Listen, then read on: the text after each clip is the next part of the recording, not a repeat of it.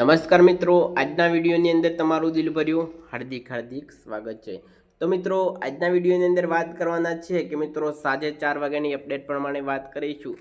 તો આજે મિત્રો સાંજે 4 વાગ્યા કયા વિસ્તારોની અંદર આજે છૂટા સ્તરે ભારે વરસાદની આગાહી છે તે પણ કરવામાં આવેલી છે અને કયા વિસ્તારોની અંદર આજે મિત્રો ભારે વરસાદ કે અત્યંત ભારે વરસાદ છે તે પડવાનો છે।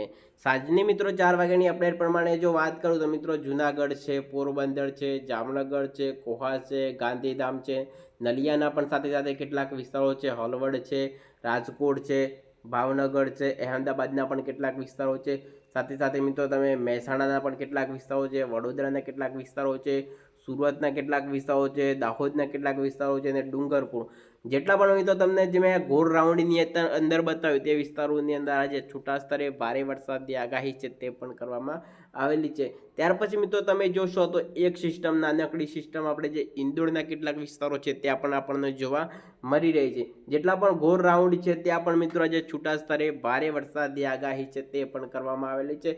સાથે સાથે મિત્રો તમે અહીંયા જોશો તો મિત્રો જે ખાવડાના કેટલાક વિસ્તારો છે ત્યાં પણ મિત્રો આજે છૂટા સ્તરે ભારે વરસાદ છે તે પણ પડી શકે છે અને સુરતની અંદર પણ મિત્રો આજે છૂટા સ્તરે અતિ ભારે વરસાદ છે તે પણ ખાબકી શકે છે। વાત કરીએ મિત્રો આજે છે મિત્રો 15 ઓગસ્ટ એટલે કે મિત્રો આજે 15મી ઓગસ્ટ હતી। ત્યાર પછી મિત્રો આજથી જ મિત્રો વરસાદની શરૂઆત છે તે આપણને જોવા મળી છે। કાલે મિત્રો 14 તારીખથી વાતાવરણની અંદર આપણને પલટો જોવા મળ્યો હતો। ત્યાર પછી મિત્રો 15 તારીખથી વરસાદની જે શરૂઆતની એન્ટ્રીની અંદર જ મિત્રો હવે વરસાદ ભૂકા બોલાવે હાલ તેવી પણ શક્યતાઓ છે ત્યાં સાથે સાથે તે પણ વ્યક્ત કરવામાં આવી છે। સાથે સાથે મિત્રો વીજળીના કડાકા બડાકા સાથે વરસાદ હવે પડવાની શક્યતાઓ છે તે પણ વ્યક્ત કરવામાં આવે છે। મિત્રો 4 વાગ્યાથી લઈ વાત કરીએ તો મિત્રો 8 વાગ્યાની અંદર કયા વિસ્તારોની અંદર વરસાદ છે તે પડવાનો છે। ત્યાર પછી મિત્રો 8 વાગ્યાની અપડેટ પ્રમાણે જો વાત કરીએ તો રાત્રે પણ મિત્રો આ વિસ્તારોની અંદર હવે 8 વાગ્યા જેવો વરસાદ છે આપણને જોવા મળવાનું છે। રાત્રે મિત્રો 8 વાગ્યાની અપડેટ પ્રમાણે વાત કરીએ તો મિત્રો વડોદરાના કેટલાક વિસ્તારો છે, ત્યાર પછી મિત્રો દાહોદના કેટલાક વિસ્તારો છે, અહેમદાબાદના કેટલાક વિસ્તારો છે, મહેસાણાના કેટલાક વિસ્તારો છે, ત્યાર પછી મિત્રો હળવદ છે, રાજકોટના કેટલાક વિસ્તારોની અંદર છૂટો છવાયો હળવોથી મધ્યમ વરસાદ છે તે પણ પડી શકે છે। ખાવડાના કેટલાક વિસ્તારોની અંદર પણ મિત્રો ત્યાં છૂટા સ્તરે હળવા મધ્યમ વરસાદી ઝાપટા છે તે પણ જોવા મળી શકે છે। ભારે વરસાદ છે તે મિત્રો આ વિસ્તારોની અંદર પડી હાલ તેવી શક્યતાઓ છે તે વ્યક્ત કરવામાં આવી છે। અહેમદાબાદના જેટલા પણ વિસ્તારો છે અને મિત્રો વડોદરાના જે વિસ્તારો છે ત્યાં પણ મિત્રો છૂટા સ્તરે હળવો મધ્યમ વરસાદ પડે હાલ તેવી શક્યતાઓ છે તે વ્યક્ત કરવામાં આવેલી છે। વરસાદને જે એન્ટ્રીના સાથે સાથે વરસાદ ભૂકા હવે બોલાવી દેવાનો છે। સાથે સાથે મિત્રો રતલામના કેટલાક વિસ્તારો છે, ત્યાર પછી મિત્રો બળવાઈના કેટલાક વિસ્તારો છે ત્યાં પણ મિત્રો છૂટા સ્તરે હળવો મધ્યમ વરસાદ પડી હાલ તેવી પણ શક્યતાઓ છે તે પણ વ્યક્ત કરવામાં આવેલી છે। વાત કરીએ તો મિત્રો જે બંગાળની જે ખાડીની અંદર જે સિસ્ટમ બની તે સિસ્ટમ અત્યાર સુધીની અંદર કેટલે પહોંચી છે તેની પણ સંપૂર્ણ માહિતી તમને આપવાના છીએ।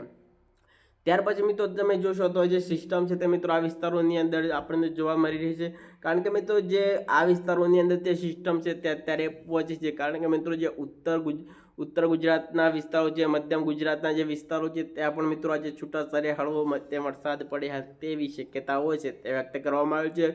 અકોલાના કેટલાક વિસ્તારો છે, જલગાંવના કેટલાક વિસ્તારો છે, નાગપુર છે, ચંદ્રપુરના વિસ્તારો છે, રાયપુરના કેટલાક વિસ્તારો છે, સિરગોળીના કેટલાક વિસ્તારો છે, આ વિસ્તારોની અંદર આજે છૂટા સ્તરે હળવો મધ્યમ વરસાદ પડે હાલ તેવી પણ શક્યતાઓ છે તે વ્યક્ત કરવામાં આવે છે। અને ગુજરાતમાં પણ હવે વરસાદ છે તે મિત્રો આજે 15 તારીખથી લઈ અને આજે છે મિત્રો વાત કરીએ તો મિત્રો આજે 15 તારીખથી લઈ 24 તારીખની અંદર હવે વરસાદ ભૂકા હવે બોલાવી દેવાનું છે। ત્યાર પછી મિત્રો રાત્રે મિત્રો 10 વાગ્યાની અપડેટ પ્રમાણે વાત કરીએ તો રાત્રે આપણને ગુજરાત રાજ્યની અંદર કેવો વરસાદ છે આપણને જોવા મળવાનો છે। ત્યાર પછી મિત્રો આપણે રાત્રે 10 વાગ્યાની અપડેટ પ્રમાણે વાત કરીએ તો મિત્રો લુણાવાડા છે, કપડવંજ છે, અહેમદાબાદના કેટલાક વિસ્તારો છે, સાબરકાંઠા હિંમતનગરના કેટલાક વિસ્તારો છે, ખેડબ્રહ્માના કેટલાક વિસ્તારો છે, ત્યાર પછી મિત્રો ડુંગરપુર છે। જેટલો પણ મિત્રો તમને જે આ ભાગ દેખાય છે કારણ કે મિત્રો તમને જે પીળો ભાગ અને જે વાદળી ભાગ દેખાય છે તે ભાગની અંદર આજે છૂટા સ્તરે ભારે વરસાદની આગાહી છે તે પણ કરવામાં આવેલી છે। ત્યાર પછી મિત્રો રાત્રે દરિયા કિનારે આપણને વરસાદ કેવો જોવા મળવાનો છે તેની પણ સંપૂર્ણ માહિતી છે તે આપવાના છે।